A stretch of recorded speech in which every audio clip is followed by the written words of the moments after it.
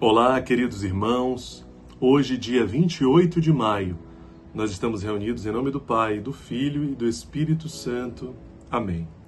Ave Maria, cheia de graça, o Senhor é convosco. Bendita sois vós entre as mulheres, e bendito é o fruto do vosso ventre, Jesus. Santa Maria, Mãe de Deus, rogai por nós, pecadores, agora e na hora de nossa morte. Amém. O Senhor esteja conosco. Ele está no meio de nós. Proclamação do Evangelho de Jesus Cristo, segundo Marcos. Glória a vós, Senhor. Naquele tempo, começou Pedro a dizer a Jesus: Eis que nós deixamos tudo e te seguimos. Respondeu Jesus: Em verdade vos digo, quem tiver deixado casa, irmãos, irmãs, mãe, pai, filhos, campos, por causa de mim e do Evangelho, receberá 100 vezes mais agora, durante esta vida. Casa, irmãos, irmãs, mães, filhos e campos, com perseguições. E no mundo futuro, a vida eterna. Muitos que agora são os primeiros, serão os últimos. E muitos que agora são os últimos, serão os primeiros. Palavra da salvação, glória a vós, Senhor. Então, meus irmãos, o Evangelho de hoje ele dá continuidade à passagem do jovem rico. O jovem rico que saiu entristecido porque não foi capaz de vender tudo para seguir Jesus. Existiam apegos ali ao jovem rico. E logo em seguida, Pedro, ele responde alegremente: Senhor, nós deixamos tudo para te seguir. Então, Pedro foi muito sincero e o ato dele de despojamento, de renúncia, claro, também foi muito sincero. E Jesus acolheu a sinceridade desse ato de despojamento, de entrega, de renúncia de Pedro. Mas ainda não era tão profundo.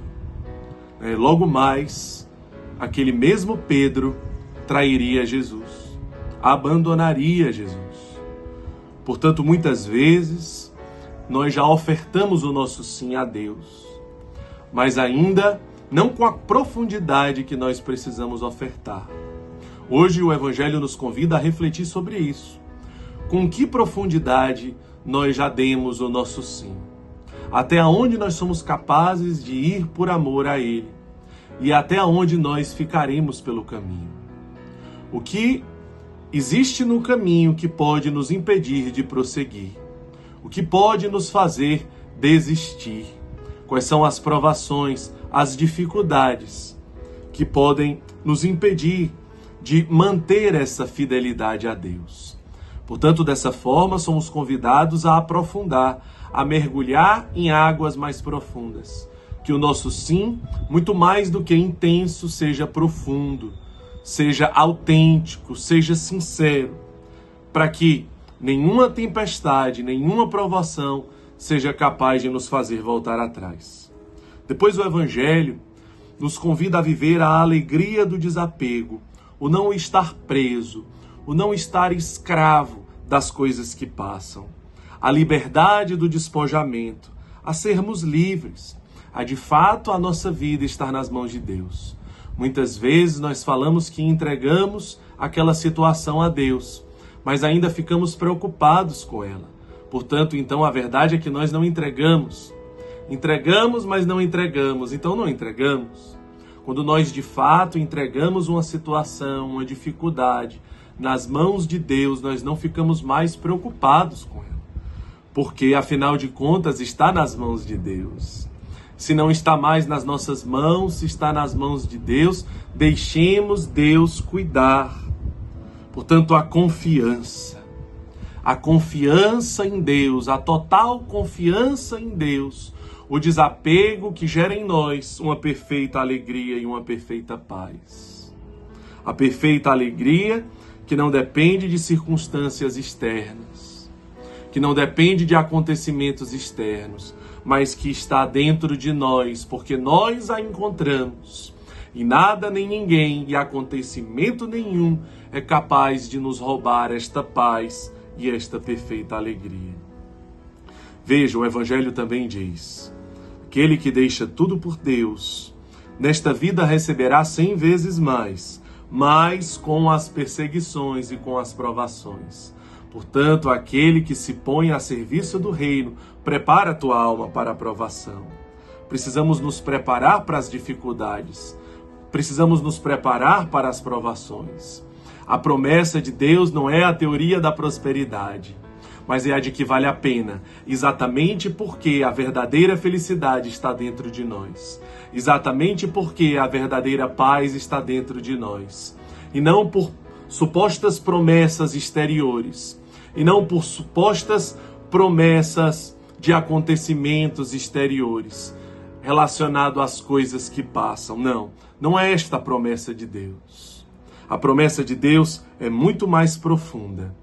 E nós iremos enfrentar essas provações, estas dificuldades, através do Pentecostes.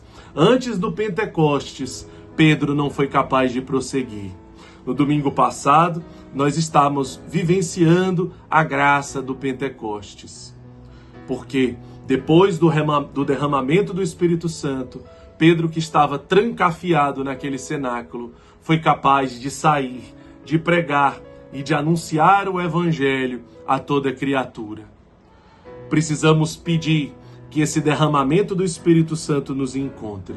Precisamos estar cheios do Espírito Santo, porque sozinhos nada podemos fazer.